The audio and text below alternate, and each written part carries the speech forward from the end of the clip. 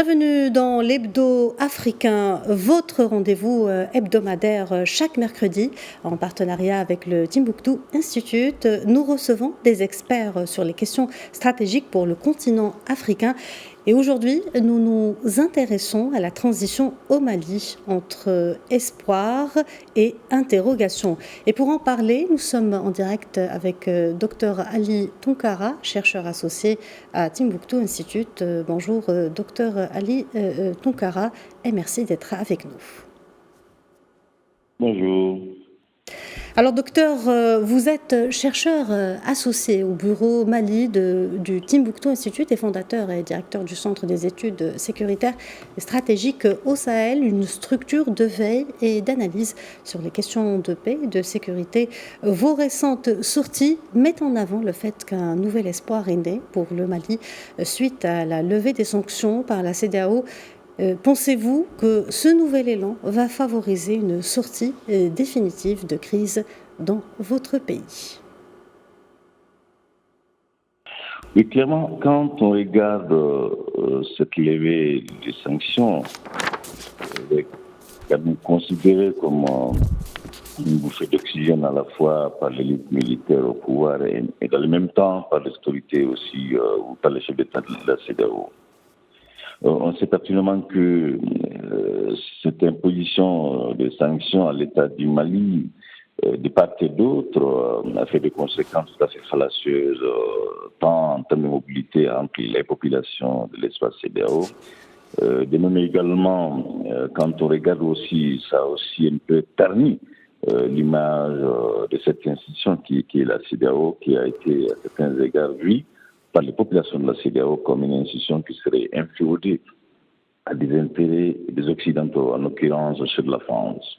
Donc cette levée des sanctions est un signal fort, à la fois par les deux parties, mais surtout pour les autorités maliennes de s'attarder désormais sur des sentiers qui sont vraiment entiers, notamment l'offre, la demande de sécurité, les questions politiques, mais également comment redorer les blasons même de l'État, parce qu'il y a quand même une crise profonde entre les populations et les gouvernements.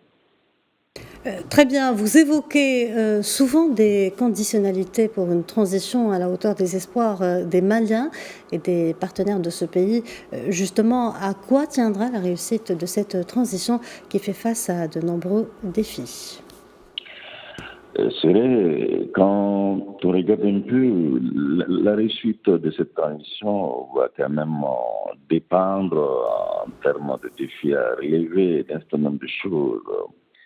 Notamment la transparence, la clarté et la cohérence de solidité de la transition. Transparence parce que si vous regardez un peu aujourd'hui ce qui est reproché en partie à cette élite militaire au pouvoir, ce n'est pas être transparente vis-à-vis de ce qu'elle a comme agenda, notamment au terme de la transition. Est-ce que serait-elle candidate aux élections générales d'avenir ou pas? Ça sont des questions qui restent entières. La clarté, elle est aussi quand même importante. Toutes les réformes qui sont engagées aujourd'hui, qu'elles soient institutionnelles, qu'elles soient même administratives, est-ce que toutes ces réformes, finalement, quelles sont les finalités recherchées par celles-ci? Et là également, la cohérence manquerait à certains égards à cette élite militaire au pouvoir. Quand on regarde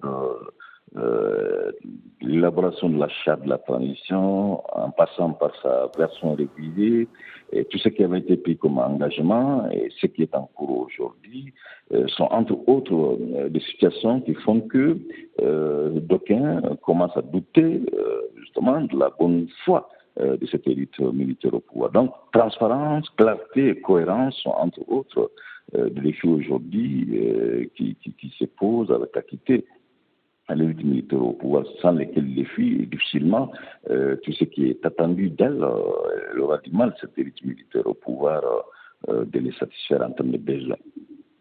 Docteur Ali Tounkara, le chercheur que vous êtes s'interroge souvent sur la nécessité d'une approche inclusive dans ce processus politique. Est-ce le cas pour l'heure?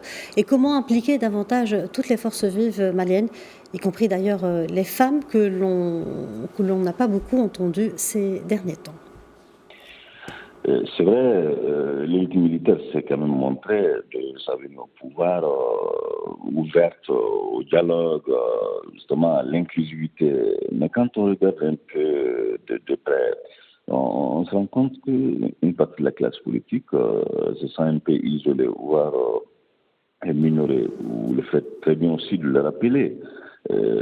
Certaines organisations de la société civile, en l'occurrence celles des femmes, des jeunes, même des personnes vulnérables, sans oublier non plus également ces ex-indépendantistes, donc les signataires de l'accord pour la paix et la réconciliation, ou même les autres groupes armés non signataires de l'accord pour la paix et la réconciliation, sont entre autres aujourd'hui des acteurs qui, à certains égards, ne se sentent pas effectivement et réellement impliqués dans la conduite de la transition, notamment la marche qu'a prise cette transition depuis le deuxième changement intervenu, donc au terme à la suite du deuxième coup d'État. Donc ce sont surtout les femmes et les jeunes, quand on interroge un peu les différentes instances même de la transition, que ce soit les CNT qui jouent le rôle du Parlement, en passant par l'équipe gouvernementale,